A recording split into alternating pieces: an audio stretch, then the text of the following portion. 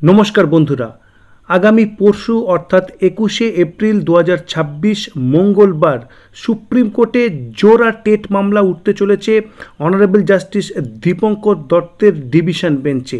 একেবারে ঠিক শুনেছেন, টেট সংক্রান্ত মূল মামলার সঙ্গে কানেক্টেড যে দুটি খুবই গুরুত্বপূর্ণ মামলার হিস্ট্রি আমরা বরাবর শেয়ার করেছি, সেই দুটি মামলারই যে হিয়ারিং হতে চলেছে 21শে এপ্রিল 2026, যার কজ লিস্ট নাম্বারও রয়েছে। কেন এই দুটি মামলা এত গুরুত্বপূর্ণ, কিভাবে এরা মূল টেট মামলার সঙ্গে কানেক্টেড, এ বিষয়ে আপনারা অনেকটাই জানেন। অলরেডি আমরা বিভিন্ন ভিডিও সেই বিষয়ে আলোচনা করেছি।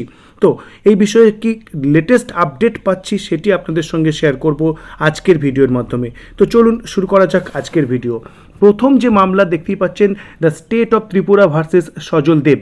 এই মামলা কিন্তু যে রেজিস্টার্ড বা এসএলপি মামলা রেজিস্টার্ড হয়েছিল সুপ্রিম কোর্টে 2024 সালে, এবং তারপর থেকে কিন্তু বিভিন্ন ডেট পেয়েছে, এবং 19শে নভেম্বর 2025 যেদিনে এই মামলার হিয়ারিংয়ে আমরা দেখেছি স্বনামধন্য আইনজীবী সলমান খুরশিদ, তিনি কিন্তু প্রেজেন্ট ছিলেন, এবং যারা ত্রিপুরার কাউন্সিল ছিলেন অ্যাডভোকেট, তারাও কিন্তু জোরালোভাবে টেট বিষয়ে সওয়াল করেছেন, এবং মূল যে হিয়ারিং সেটি এখনও বাকি রয়েছে। তো এই মামলার সূত্রপাত কোথা থেকে হয়েছে?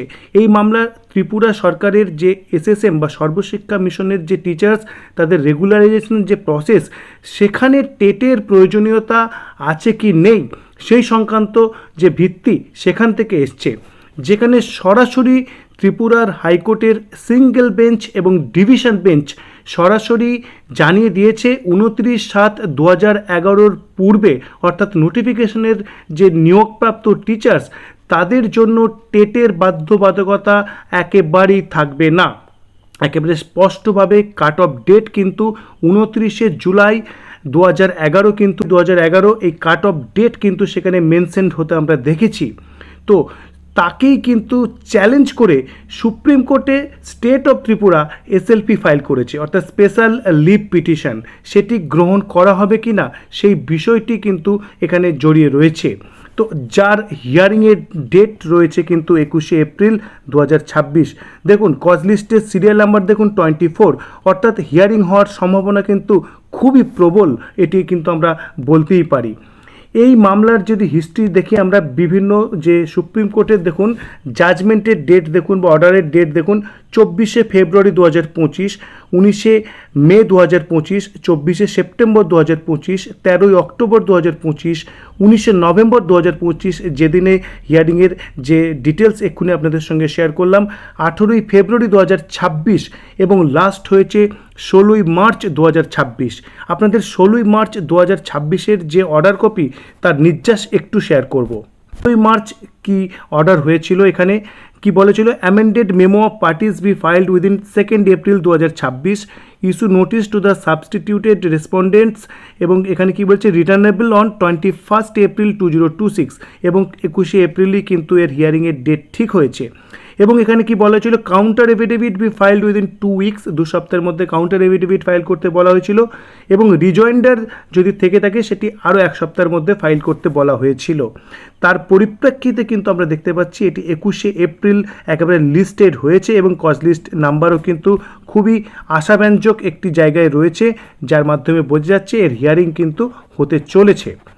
তো এর পরের যে সেকেন্ড মামলা, যেটি আপনারা জানেন স্পেশাল এডুকেটরদের মামলা, যে মামলার 7ই এপ্রিল লাস্ট অর্ডার যে বেরিয়েছিল, সেই অর্ডারের যে ডিটেলস আপনাদের সঙ্গে শেয়ার করেছি। তো এই মামলাও কেন গুরুত্বপূর্ণ, এখানেও সেই স্পেশাল এডুকেটরদের ক্ষেত্রে টেট লাগবে কি না সেই সংক্রান্ত প্রশ্নেরই কিন্তু এখানে উত্তর খোঁজা বা দেওয়া চলছে। তো এখানে দেখুন এই মামলার লিস্টিং রয়েছে 21শে April 2026। Honourable justice Dipankar Datta এবং অনারেবল জাস্টিস সতীশ চন্দ্র শর্মার যে ডিভিশন বেঞ্চ, সেখানেই রয়েছে এই মামলাও। এর কজ লিস্ট নাম্বার রয়েছে 39। জাজমেন্টের ডিটেলসটা দেখি, দেখুন 7ই এপ্রিল 2026 যেদিনে কিন্তু বলা হয়েছিল আরসিআইকে জানাতে হবে যে যারা স্পেশাল এডুকেটর হিসেবে নিয়োগ পেতে চাইছেন তাদের জন্য টেট লাগবে কিনা, এবং সেক্ষেত্রে ইউনিয়ন অফ ইন্ডিয়া যে এফিডেভিট ফাইল করেছেন তাকে কিন্তু রেফার করা হয়েছে, এবং এ বিষয়ে যেটি দেখার যে এটি শুধুমাত্র যারা হতে চান তাদের ক্ষেত্রেই এই বিষয়ের যে অ্যাপ্লিকেবিলিটি অফ টেট সেটি সীমাবদ্ধ থাকে, নাকি এক্ষেত্রেও রেট্রোস্পেক্টিভ এফেক্ট দেওয়ার কোনো বন্দোবস্ত করা হয়, সেদিকেই কিন্তু নজর থাকবে। তো মূলত এই দুটি মামলার যে হিয়ারিং সেটি কিন্তু 21শে এপ্রিল 2026 সুপ্রিম কোর্টে উঠতে চলেছে।